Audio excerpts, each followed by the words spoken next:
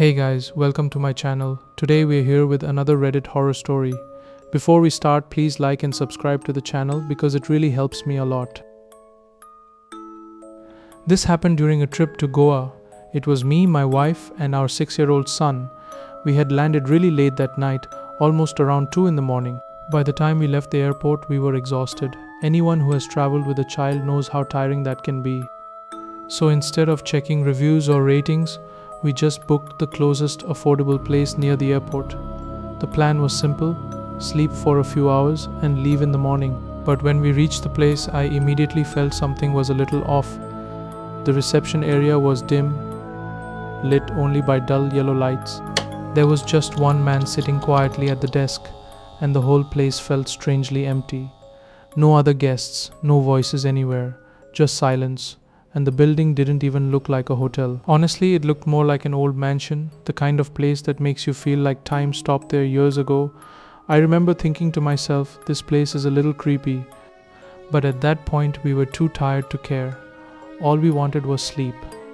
The receptionist quietly picked up our luggage and told us to follow him.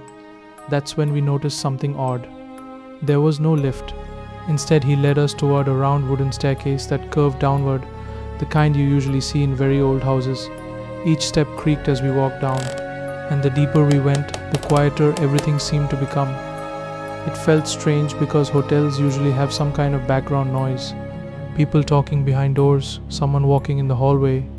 But here there was nothing, just the sound of the wooden steps creaking beneath our feet. My wife looked at me once with a slightly uneasy expression, but neither of us said anything.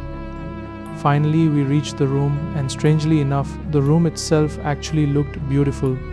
It had an old-fashioned style, almost royal. There was a large wooden bed in the center and heavy antique furniture around the room. The cupboards and tables looked like they had been there for decades. The room was also much bigger than we expected for such a cheap booking. For a moment, we even joked that maybe we had gotten lucky and found some kind of hidden gem. But even though the room looked nice, something about the atmosphere still felt a little off. By that point, we were completely exhausted, so we quickly freshened up, washed our faces, changed clothes, and got into bed. Our son slept in the middle between me and my wife, facing her. After we turned off the lights, the room became extremely quiet. None of us were fully asleep yet. It was that strange half-awake state where your body is tired but your mind is still aware of everything around you. And then suddenly our son spoke. In an irritated voice, he said, "Papa, please don't hug me so tight." I immediately replied that I hadn't even touched him. At first, my wife thought maybe he was dreaming. But our son sounded completely serious. He said again, "No, Papa is lying. I'm not asleep. Please don't do it again." For a moment, my wife and I just looked at each other in the darkness, because the truth was very simple. I hadn't moved at all.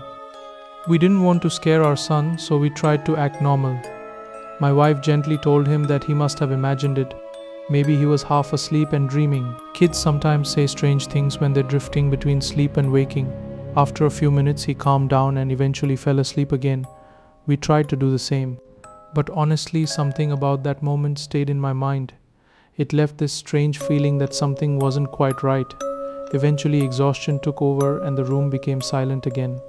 Sometime later, my wife was sleeping with the blanket pulled all the way up to her neck. She's a very light sleeper, so even small movements usually wake her up.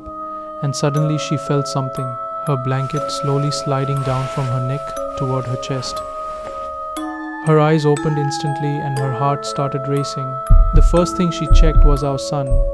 Maybe he had moved in his sleep and pulled the blanket without realizing it.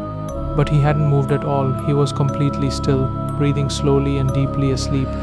Then she looked at me. I was asleep too, not moving and not touching the blanket.